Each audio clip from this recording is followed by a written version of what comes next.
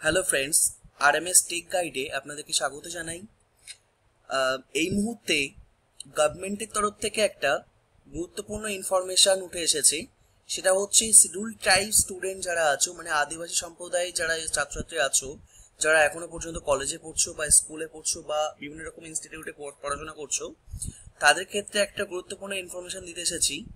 সেটা হচ্ছে as per the guidelines of the Ministry of Travel Affairs, OTR মানে one time registration is mandatory for the ST students applying for both pre-matric and post-matric scholarship. যারা আদিবাসী সম্প্রদায়ের student আছো, ministry of travel affairs department থেকে তাদের একটা one time registration করার নিয়ম চালু করেছে। তো তোমরা যখনই, আমি মেনশন করছি অবশ্যই দেখবে, যখনই এই স্টুডেন্ট রেজিস্ট্রেশন করতে যাবে, স্টুডেন্ট রেজিস্ট্রেশন, তখনই একটা ওয়ান টাইম রেজিস্ট্রেশন লাগবে। সেই ওয়ান টাইম রেজিস্ট্রেশনটি কোথা থেকে পাবে, কিভাবে পাবে, আমি নেক্সট ভিডিওতে অবশ্যই আপনাদেরকে তুলে ধরবো।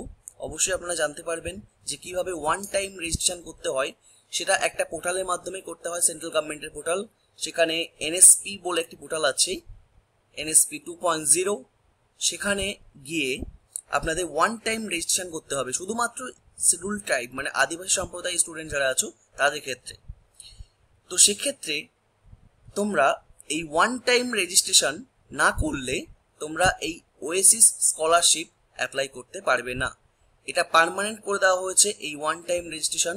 তো সেক্ষেত্রে ওয়ান টাইম রেজিস্ট্রেশন করাটা বাধ্যতামূলক। আপনারা অবশ্যই এই ওয়ান টাইম রেজিস্ট্রেশনটি আপনাদেরকে করতে হবে এবং তারপরই আপনারা স্কলারশিপটি অ্যাপ্লাই করতে পারবেন। আমরা নেক্সট ভিডিওতে অবশ্যই ওয়ান টাইম রেজিস্ট্রেশন সিস্টেমটা মানে কিভাবে অ্যাপ্লাই করতে হয় না করতে হয় সেটা সম্পূর্ণ ভিডিও আমরা দেখাবো, আমাদের চ্যানেলের মাধ্যমে আমরা তুলে ধরবো। অবশ্যই আপনারা দেখবেন এবং সেটা আমরা সমস্যার সমাধান করব। আপনারা যে সমস্যা সমাধানে চাইছেন সেই সমস্যা সমাধান করা অবশ্যই করব আমরা। তো নেক্সট ভিডিওতে অবশ্যই আপনারা দেখবেন যে কি করে ওয়ান টাইম রেজিস্ট্রেশন করতে হয় এনএসপি পোর্টালের মাধ্যমে, সেটা আমরা উল্লেখ করব।